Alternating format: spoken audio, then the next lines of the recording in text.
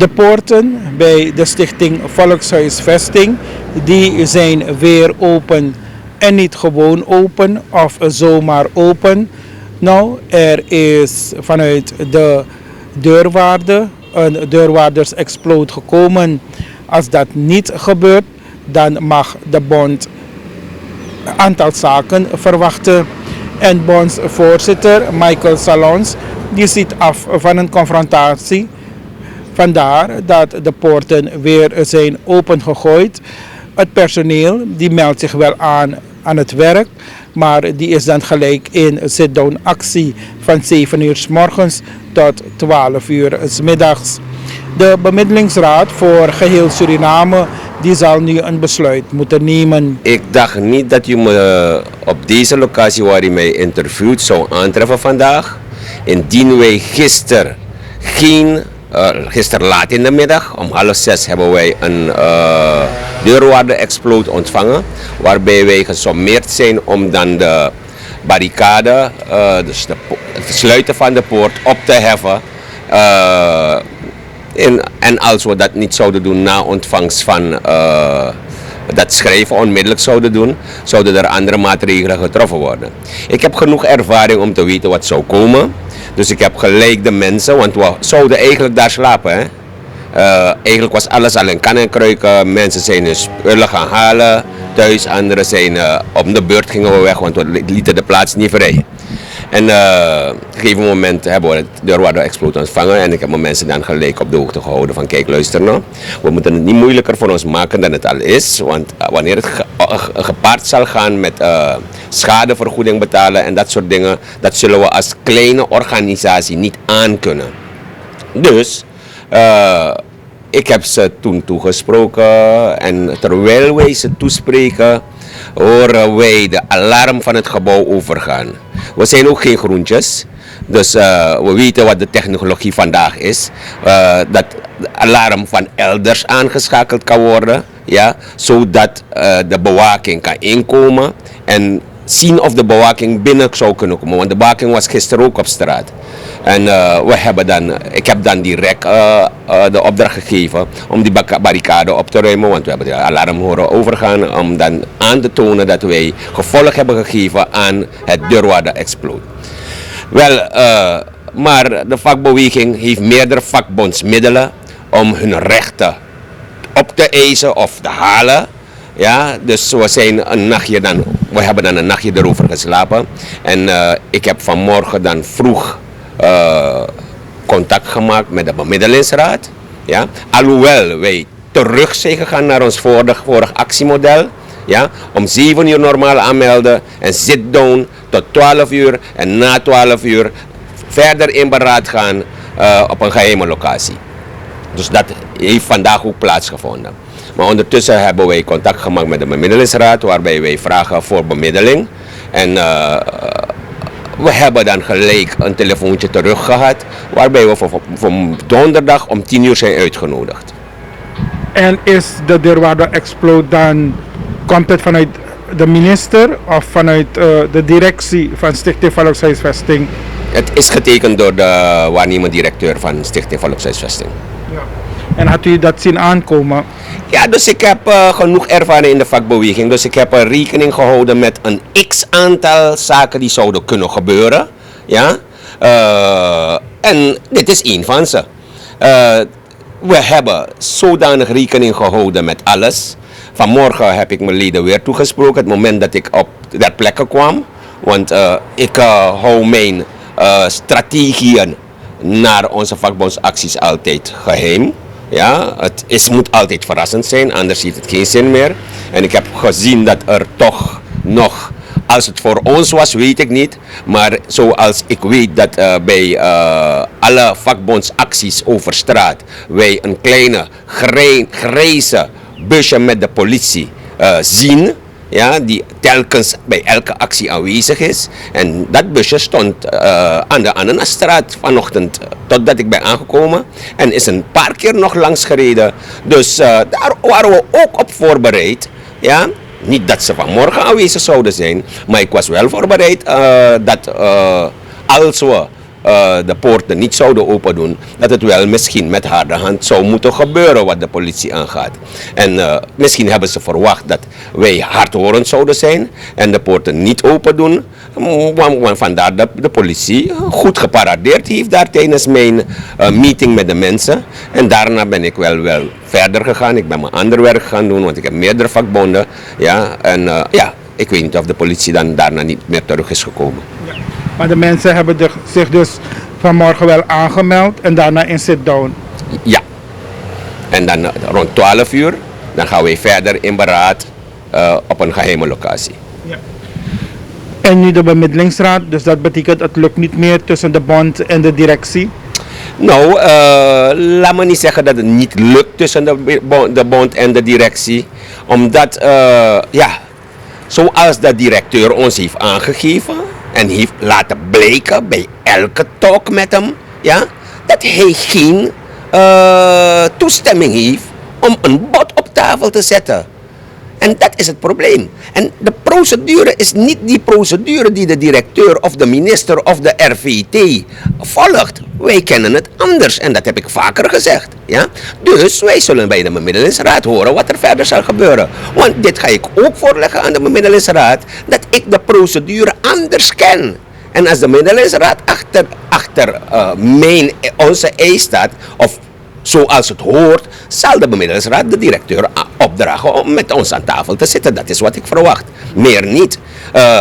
De bemiddelingsraad zal niet een bod eisen op tafel te zetten, want daar gaan wij niet voor. Daar zijn we nog steeds niet vast komen te zitten met de directeur. De directeur geeft steeds aan dat hij geen toestemming heeft om met ons aan tafel te zitten en met een bod te komen. En dat is ons probleem.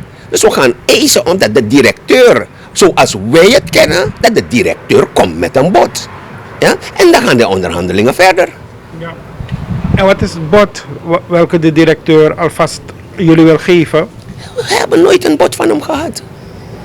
Hij heeft geen toestemming, wat hij ons altijd heeft gezegd. Net wat ik heb gezegd gisteren binnen de pers, ik denk dat ik ook bij u heb gezegd, ja, zijn we op donderdag uitgenodigd via een app, dat we op vrijdag een bod zullen toegezegd zullen krijgen in een meeting. En als ik daarom kom, zegt hij me doodleuk van, hij heeft geen toestemming voor dat bod. Dus hij kan me geen bod geven. Dus tot nu toe hebben we niets gehad van de directeur. Ja. Wat is het titel, heer Salons, wat het personeel van Stichting Volkshuisvesting heeft? Zijn het ambtenaren? Nee. Het is een stichting, hè. Dus het zijn mensen, dus ik kan de titel niet zo direct brengen. Ik denk dat het toch nog parastataal moet zijn, hoor. Hou me ten goede. Ja? Maar zoals Telesur is Telesur ook een stichting? I don't know. Maar er zijn stichtingen die vallen onder de overheid. Ja? En bijna kan je zien dat het toch werknemers zijn bij de overheid. Ook een NV die valt onder de overheid. Ja? Dan moet je de mensen toch ook een beetje tegemoet komen. Vooral waarvoor wij ook hebben aangevraagd in deze tijd die koopkrachtversterking naar de mensen toe. Ja toch? Want dat is ook een van onze punten die wij bespreken met de directie. Van kijk, luister nou. Als je een aannemelijk loonsverhoging geeft, ja, dan hoeven we niet te kijken naar die koopkrachtversterking. Ja? Die de president tenminste ook heeft gevraagd aan alle particuliere sectoren om het ook te geven aan hun medewerkers. Ja? Ik heb wel niet gemerkt dat het particulier wordt gegeven aan de medewerkers. Maar belangrijk is dat wij merken dat andere organisaties ook zijn opgestaan en ze het al krijgen. Zoals de universiteit is er een toezegging gedaan. De ziekenhuizen is er een toezegging gedaan. En als ik me niet vergis, heb je zelfs ziekenhuizen die onder een stichting werken ook. Dus waarom hebben mijn mensen ook geen recht daarop? Dus we gaan ervoor. En bij ons is het eigenlijk maar een klein deel. We hebben niet zoveel leden. We hebben nu, want de stichting is erg gaan inslinken. Hoe noem je het? Ja? In verband met personeel. Ja? Want vroeger was het 300 en zoveel naar boven wat personeel gaat toen de stichting pas begon. Ja? En vandaag de dag hebben we maar nauwelijks 30 zoveel man bij de stichting. Wij zitten met 27 leden of 28 leden. Ik weet niet precies hoeveel het is. Dat houdt de administratie, de penningmeester vaak wel bij. Ja. Dus nu is het afwachten, heer Salons. Ja, het is afwachten op donderdag. En ik denk dat het tot een goed einde zal komen wat donderdag aangaat. En dan zien we weer verder, want ja, zoals we in onze cao's, dat zijn elke cao-medewerkers, ja, vaak opnemen dat de adviezen en de besluiten van de bemiddelingsraad uitgevoerd zullen worden door beide partijen. Dus we gaan ervoor. Het is in onze CAO. Als de, als de bemiddelingsraad donderdag zegt, nee, het is de minister die bepaalt, dan moeten we daaraan houden. Maar dan gaan we de meneer Vrede dan ook niet meer druk maken. Dan gaan we op de stoep bij de minister staan. Ja? Maar als ik het weet, meneer Vrede is, blijven we meneer Vrede daarvoor verantwoordelijk houden. Ja. Maar de relatie, personeel, bond en de waarnemend directeur? Nou, wat mij aangaat, zeg ik altijd van, we moeten vrienden blijven daarbuiten. Wanneer ik mijn vakbondswerk doe, heb ik geen vrienden. Ja? Maar we moeten zodanig naar elkaar proberen te werken, dat wij geen vijandschap naar elkaar toe hebben. Ja? Kijk, er worden dingen gezegd, ja? Maar naar aanleiding van wat naar je toe komt als vakorganisatie. En ik ga geen lieve jongen gaan spelen, terwijl mijn leden eronder lijden. En diezelfde leden zijn werknemers van de directie, van het bedrijf. Dus ik denk dat we beide het beste willen. Beide partijen moeten het beste willen voor de werknemers. Anders krijg je geen productie. Ja? Mensen die honger hebben, mensen die met een niet tevreden gevoel naar het werk komen, want ze komen niet uit, ze weten niet hoe ze uit moeten komen per dag. Hoe wil je productie uit die mensen krijgen? Dus je moet alles op alles doen. Het zal niet altijd lukken met onze crisissituatie die we nu hebben. Overal het hele land zit in crisis. Ja? Zal het niet lukken dat je krijgt wat je wil, maar laten we toch naar een stukje tevredenheid gaan naar de mensen toe. Ja, indien mogelijk. Want ik heb het ook altijd gezegd. Van indien de stichting het helemaal niet kan, moet het wel aangetoond worden met cijfers. Dan kan ik de leden erop wijzen van kijk, luister. Liever nemen we van het jaar niets. Want over 3 maanden, als we gaan eisen, zal de stichting sluiten. Wat heb je beter, dat je thuis gezet wordt of dat je even pina tot betere tijden? Dan gaan we dan misschien de schade kunnen inhalen. Maar je gaat me niet blind zeggen van ik heb niets voor je. Dat nog kan. Toon me met cijfers dat je niets hebt voor me.